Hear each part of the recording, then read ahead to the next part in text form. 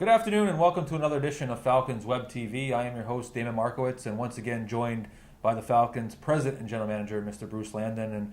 And Bruce, once again, thanks for joining us. Thanks, Damon. Nice to be here again. Well, we got another variety of topics as well. Once again, continuing our Facebook chats. And before we get going here into a pretty busy agenda, I just want to remind everyone, once again, please join us on Facebook.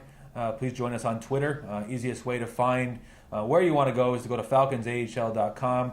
There's links to both our official Facebook page and our official Twitter page off falconsahl.com. I know there's been some minor confusion out there with some changing of the guards and some names and some searches, but the easiest way to find where you want to go to falconsahl.com.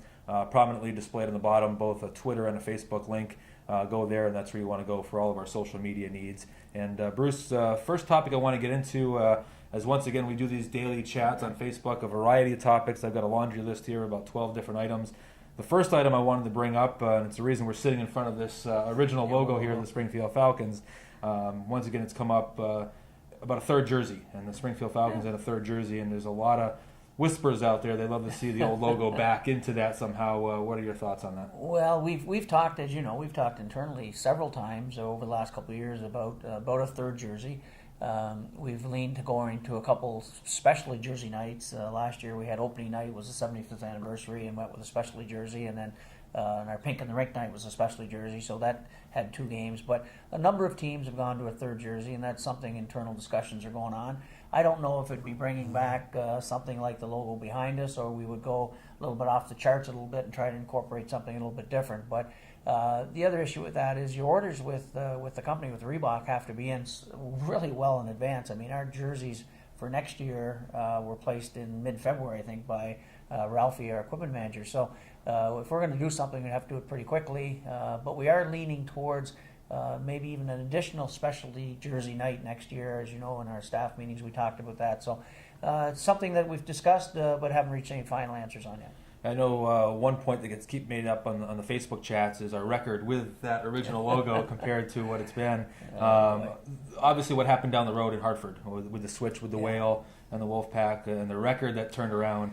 Obviously a coincidence. If it was that simple, everyone would do it. Yeah, exactly. It was a bit of a coincidence when they turned the name to the Connecticut Whale. There was really no player changes. It was the same team. I think it was somewhat of a coincidence, and the team did start playing much better. And you know, their attendance at least publicly released attendance figures look better.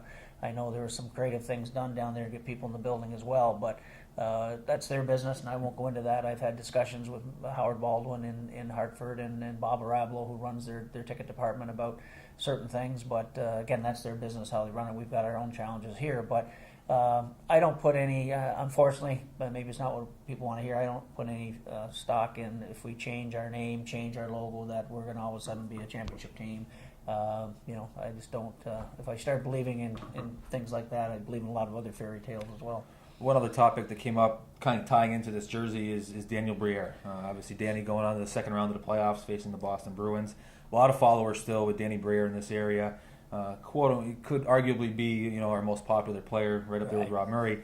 Rob Murray's number's hanging in the rafters. A topic that got brought up to me yesterday was possible retirement of Danny Briere's number. That's a possibility. I mean, Danny's still playing well. I mean, he had a great season. He was out with some injuries, and I don't follow him that closely, but I think he had over 30 goals, and he's had a great playoff run so far. And I think that's, again, just brings us back to Damon, the beauty of the American Hockey League, and watching the fans in Springfield have had a chance to see Danny Briere, when he was in his rookie season, Rookie of the Year. What not only a great player he was for us here in Springfield, but what a wonderful player and a person in the community was as well, and all the fans he won over just because of who he was. And I think that's the beauty of our league, is it's the second best league in the world, and you get a chance to see these players excelling at the next level. And it's not just with Danny. You can go through all the National Hockey League rosters and see players who have done so well in the American Hockey League, and even players like Matthew Darch, who used to be playing for Montreal Canadiens now, who just toiled in the American Hockey League for a number of years, finally got his chance for the Canadiens and has made the best of it. So I think that's what our league's all about. But Danny's a special young man, and he'll always be certainly one of the most popular Falcon players ever. Retiring a number, that's a special ceremony for special people, and you really put a lot of thought into that. But I would say if you're going to list some candidates for another jersey to be hanging from the rafters here, Danny would be right at the top of the list. Damon Markowitz along with Bruce Landon here, another edition of Falcons Web TV. And once again, join falconsahl.com throughout the summer. look for our social media options there, our official Twitter page, our official Facebook page.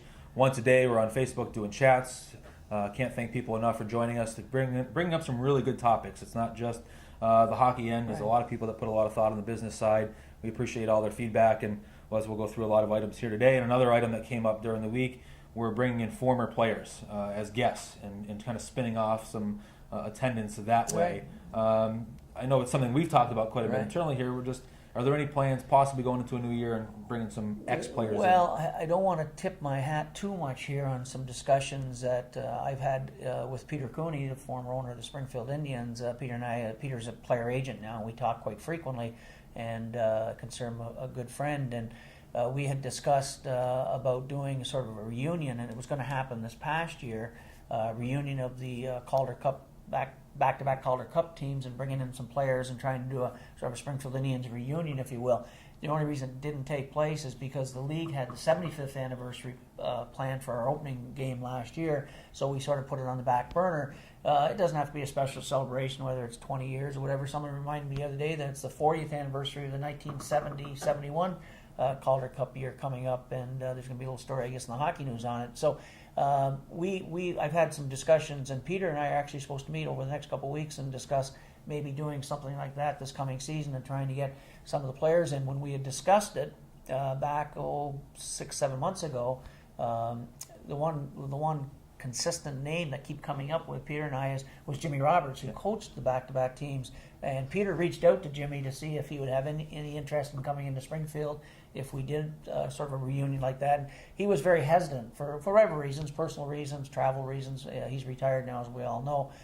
But I think if we're going to do that and bring back some of those players, certainly Jimmy has to be at the top of the list. And then reach out to other players who are members of those Calder Cup teams, and maybe even bring in a couple members of the 1970 Calder Cup teams, the 74, 75 Calder Cup teams, and sort of do a celebration of that. Maybe that'll be something that we need to break a jinx here in Springfield. But that's certainly on the front burner. It's been discussed, and that I'm looking forward to ongoing discussions with Peter to see if we can do something this coming season. And nice to see the three-peat in Springfield hockey stays true.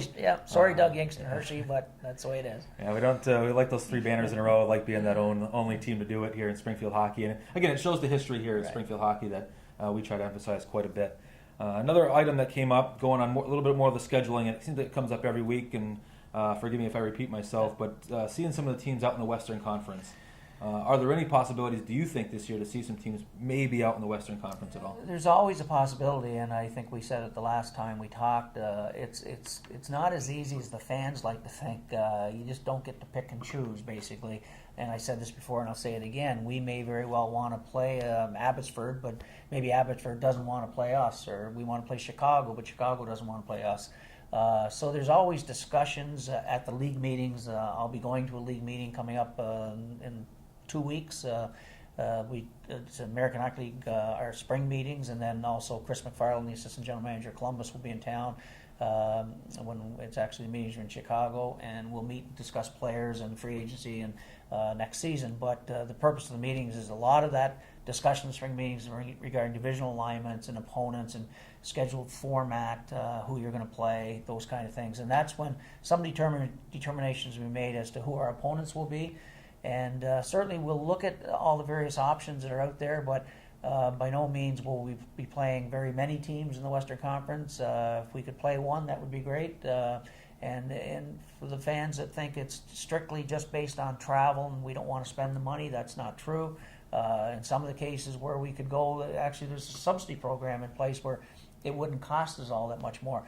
It's just more difficult than the average fan likes to think, and getting the right opponent, and then realizing who you're going to drop from your schedule. And again, I will be redundant on this. We can't drop Hartford or Providence or Worcester, the cities that are our best draw. That would be financial suicide for us to do that. And again, history has shown, and you've seen the numbers, that when we have played some teams, that when we played Manitoba the one year, and I forget the other teams we played, the attendance there was no spike in attendance just because we had some of these teams that hadn't been here before. Attendance actually was flat against a couple of those teams.